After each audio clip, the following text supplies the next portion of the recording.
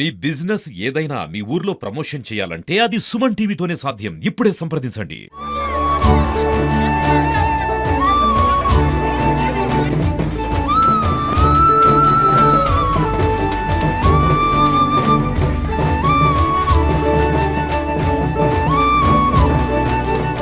బంజారుల కట్టుబొట్టు సంస్కృతి సాంప్రదాయాలకు తీజ్ పండుగ ప్రత్యేకంగా నిలుస్తుంది.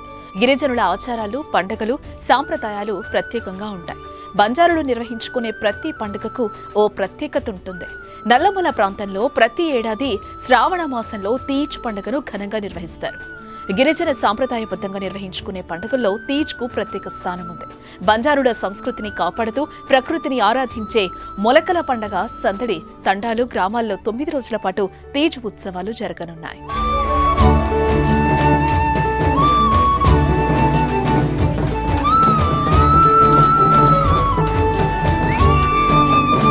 తీజ్ వేడుక బతుకమ్మ పండుగను పోలి ఉంటుంది.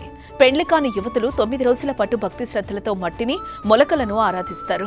బంజారా మహిళలు, యువతుల ఆటపాటలు, నృత్యాలు, డప్పుల మధ్య భక్తిభావంతో 9 రోజుల పాటు ఉపవాసాలుండి ఉత్సవాలు నిర్వహిస్తారు. వర్షాలు సమృద్ధిగా కురిసి పంటలు బాగా పండాలని, తండాలు, గ్రామాల్లోని ప్రజలు సుభిక్షంగా ఉండాలని, పశువులకు ఎలాంటి వ్యాధులు సోకొద్దని కోరుతూ పూజిస్తారు. ఇక 9 రోజుల పాటు రోజుకో పూజా కార్యక్రమం నిర్వహిస్తారు. నానబెట్టిన శనగలను, రేగిబుళ్లను గుచ్చే ఒక విలక్షణమైన ఆచారాన్ని బోర్డి ఢుష్కేరో పేరుతో పిలుస్తారు.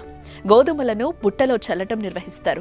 పెండ్లికాని ఆడపిల్లలు రేగిముళ్లకు శనగలు గుచ్చుతుంటే వారికి బావవరుస అయిన వారు ముళ్లను కదిలిస్తారు. అయినా అమ్మాయిలు సహనంతో శనగలను ముళ్లకు గుచ్చాల్సి ఉంటుంది.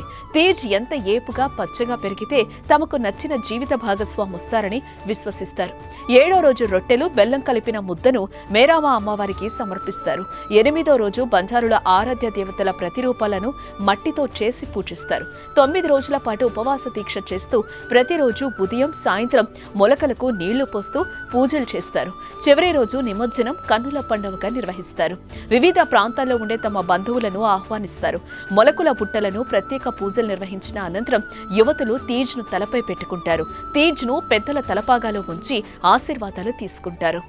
తీజ్ బుట్టలను తలపై ఉంచుకుని డప్పు చప్పులతో సంప్రదాయబద్ధంగా నృత్యాలు చేస్తూ ఆటపాటలతో బయలుదేరి చెరువుల్లో తీజ్ను నిమజ్జనం చేస్తారు.